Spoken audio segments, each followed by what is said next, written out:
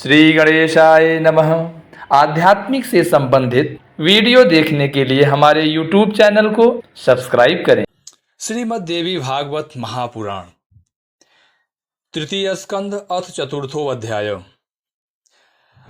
भगवती के चरण नख में त्रिदेवों को संपूर्ण ब्रह्मांड का दर्शन होना, भगवान विष्णु द्वारा देवी की स्तुति करना। ब्रह्मा जी बोले, हे नारद, ऐसा कहकर जनार्दन भगवान विष्णु ने पुनः कहा, हम लोग बार बार प्रणाम करते हुए उनके पास चलें। वे वरदायिनी महामाया हमें अवश्य वरदान देगी, अतः निर्भय होकर हमें उनके चरणों के निकट चलकर उनकी स्तुति करनी चाहिए। यदि उनके द्वारपाल हमें वहां रोकेंगे तो हम लोग ध्यानपूर्वक वहीं बैठकर देवी की स्तुति करने लगेंगे। ब्रह्मा जी बोले, भगवान विष्णु के ऐसा कहने पर मैं तथा शिव हम दोनों प्रसन्नता से गदगद होकर शीघ्र ही उनके निकट जाने को उत्सुक हो गए। विष्णु से ठीक है ऐसा कहकर हम तीनों शीघ्रतापूर्वक विमान से उतरकर मन ही मन अनेक तर्क वितर्क करते हुए भगवती के द्वार पर ज्यों ही पहुँचे त्यों ही द्वार पर स्थित हम सभी को देखकर मंद मुस्कान करके उन भगवती ने हम तीनों को स्त्री रूप में परिणित कर दिया। हम लोग नाना प्रकार के भूषणों से अलंकृत रूपवती युवती बन गए और अत्यंत आश्चर्यचकित होकर उन महामाया भगवती के पास पुनः गए। स्त्री के वेश में हम लोगों को अपने चरणों के निकट देखकर अत्यंत मनोहर रूप वाली उन देवी ने हम लोगों के ऊपर कृपा दृष्टि डाली। उस समय महामाया भगवती को प्रणाम करके स्त्री वेशधारी तथा दिव्य वस्त्राभरण धारण किए हम तीनों परस्पर एक दूसरे को देखते हुए उनके सामने खड़े रहे। विविध प्रकार के मणि जटित एवं करोड़ों सूर्य के समान दैदिप्यमान देवी के पादपीठ को देखते हुए हम तीनों वहीं स्थित रहे। उन महादेवी की हजारों सेविकाओं में से कुछ ने रक्त वस्त्र, कुछ ने नीले वस्त्र, कुछ ने सुंदर पीत वस्त्र धारण कर रखे थे। वहां उपस्थित सभी देवियां सुंदर स्वरूप की थी और विचित्र वस्त्र एवं आभूषणों से सुसज्जित थी। वे सब जगदम्बा की विभिन्न सेवाओं में तत्पर थी। उनमें से कुछ गा रही थी, कुछ नाच रही थी और कुछ स्त्रियां हर्ष के साथ वीणा तथा मुखवाद्य बजाती हुई अन्य सेवाओं में संलग्न थी।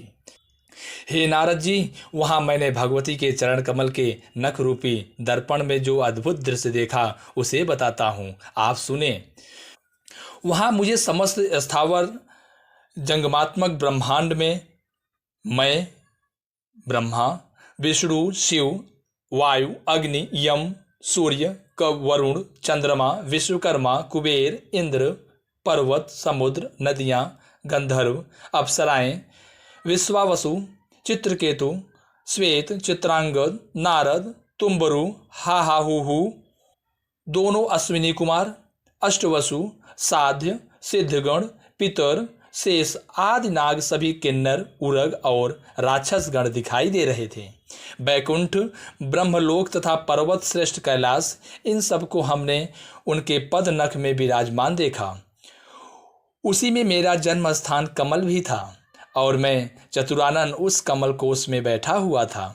मधुकैटभ नाम के दोनों दानव तथा शेष साई महाविष्णु भी उसी में विराजमान थे। ब्रह्मा जी बोले, इस प्रकार परमेश्वरी के चरण कमल के नख में स्थित यह सारा दृश्य मुझे दिखाई दिया, जिसे देखकर मैं चकित रह गया और मन ही मन सोचने लगा, यह क्या है। मेरे ही समान विष्णु और शिव भी वहां आश्चर्यचकित होकर खड़े थे। उस समय हम तीनों ने समझ लिया कि समस्त जगत की जननी यही महादेवी है। इस प्रकार अमृतमय एवं कल्याणमय उस द्वीप में अनेक प्रकार के अद्भुत दृश्य देखते हुए हमारे 100 वर्ष व्यतीत हो गए। वहाँ की प्रसन्न वंदना एवं विचित्र अलंकारों से अलंकृत देवियां हम तीनों की अपनी सखियां समझती थी और हम लोगों भी उनके स्नेहपूर्ण सद्व्यवहार से मुग्ध थे तथा उनके मनोरम भावों को देखकर अतीव प्रसन्न थे। एक बार नारी रूप में स्थित भगवान विष्णु महादेवी भगवती श्री भुवनेश्वर की स्तुति करने लगे। श्री भगवान बोले, प्रकृति एवं विदात्री देवी को मेरा नमस्कार है।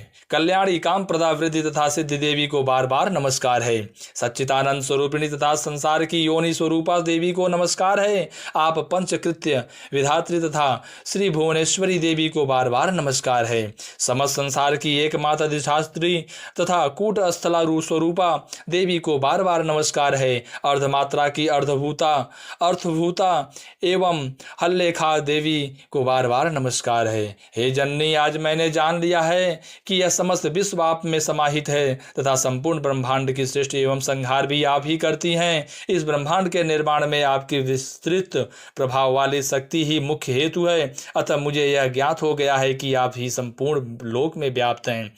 इस सत एवं असत संपूर्ण जगत का विस्तार करके उस चिद ब्रह्म पुरुष को यथा समय आप इसे समग्र रूप से प्रस्तुत करती हैं। अपनी प्रसन्नता के लिए 16 तत्वों तथा महदादि अन्य 7 तत्वों के साथ आप हमें इंद्रजाल के समान प्रतीत होती हैं। हे जननी, आपसे रहित यहाँ कोई भी वस्तु दिखाई नहीं देती। आप ही समस्त जगत को व्याप्त करके स्थित रहती हैं। बुद्धिमान पुरुषों का कथन है कि आपकी शक्ति के बिना वह परम पुरुष कुछ भी करने में असमर्थ है। आप अपने कृपा प्रभाव से संसार का कल्याण करती हैं। हे देवी, आप ही अपने तेज से सृष्टि काल में संपूर्ण जगत को उत्पन्न करती हैं तथा प्रलय काल में इसका शीघ्र ही संहार कर डालती हैं। हे देवी, आपके वैभव के लीला चरित्र को भली भांति जानने में कौन समर्थ है। हे जननी, मधुकैटभ नामक दोनों दानवों से आपने हमारी रक्षा की है। आपने ही हम लोगों को अपने अनेक विस्तृत लोक दिखाए तथा अपने अपने भवन में हमें परमानंद का अनुभव कराया। हे भवानी, यह आपके दर्शन का ही महान प्रभाव है। हे माता, जब मैं विष्णु, शिव तथा ब्रह्मा भी आपके अपूर्व चरित्र को जानने में समर्थ नहीं हैं, तब अन्य कोई कैसे जान सकेगा। हे महिमामयी भवानी, आपके रचे हुए इस ब्रह्मांड प्रपंच में न जाने कितने ब्रह्मांड भरे पड़े हैं। हम लोगों ने आपके इस लोक में अद्भुत प्रभाव वाले दूसरे विष्णु, शिव तथा ब्रह्मा को देखा। हे देवी, क्या वे देवता अन्यान्य लोकों में नहीं होंगे? हम लोग आपकी इस अद्भुत महिमा को कैसे जान सकते हैं। हे जगदम्ब, हम लोग आपके चरणों में मस्तक झुकाकर यही याचना करते हैं कि आपका यह दिव्य स्वरूप हमारे हृदय में सदा विराजमान रहे, हमारे मुख से सदा आपका ही नाम निकले और हमारे नेत्र प्रतिदिन आपके चरण कमलों के दर्शन पाते रहें। हे माता, आपकी यह भावना हमारे प्रति सर्वदा बनी रहे। यह सब हमारे सेवक हैं और हम भी सर्वथा आपको मन से अपनी स्वामिनी समझते रहें। हे आर्य, इस प्रकार हमारा और आपका माता पुत्र का अनन्य संबंध सर्वदा बना रहे। हे जगदम्बिके, आप समस्त ब्रह्मांड प्रपंच को पूर्ण रूप से जानती हैं, क्योंकि जहाँ सर्वज्ञता की समाप्ति होती है उसकी अंतिम सीमा आप ही हैं। हे भवानी, मैं पामर कह ही क्या सकता हूँ। आपको जो उचित लगे आप वह करें, क्योंकि सब कुछ तो आप ही के संकेत पर होता है। जगत में ऐसी प्रसिद्धि है कि ब्रह्मा सृष्टि करते हैं, विष्णु पालन करते हैं और रुद्र संहार करते हैं, किंतु हे देवी, क्या यह बात सत्य है? हे अजय, सच्चाई तो यह है कि आपकी इच्छा से तथा आपसे शक्ति प्राप्त कर हम अपना अपना कार्य संपन्न करने में समर्थ हो पाते हैं। हे गिरिजे, यह पृथ्वी इस जगत को धारण नहीं करती है, अपितु आपकी आधार शक्ति ही समस्त जगत को धारण करती है। हे वरदे, भगवान सूर्य की आपके ही आलोक से युक्त होकर प्रकाशमान है।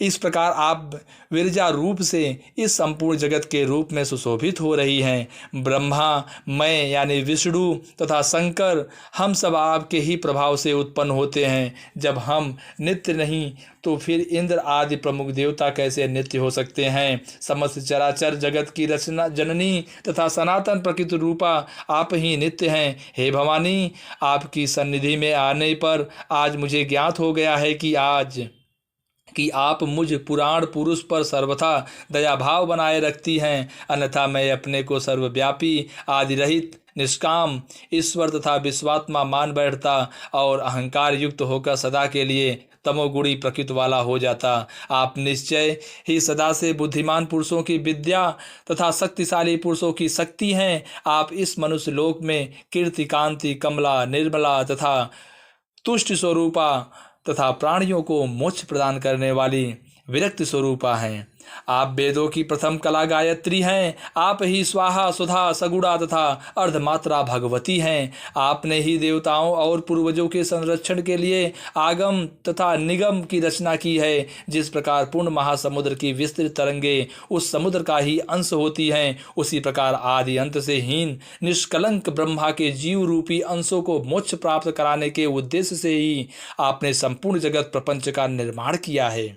जीव को जब वह विदित हो जाता है कि संपूर्ण विश्व प्रपंच आप ही का कृत्य है, तब अमित प्रभाव वाली आप उसका उपसंहार कर देती हैं और अपने द्वारा किए गए मिथ्या किंतु रहस्यपूर्ण कार्य पर उसी प्रकार प्रमुदित होती हैं जिस प्रकार मनोहारी नाटक की रचना पर सफल नट संतुष्ट होता है।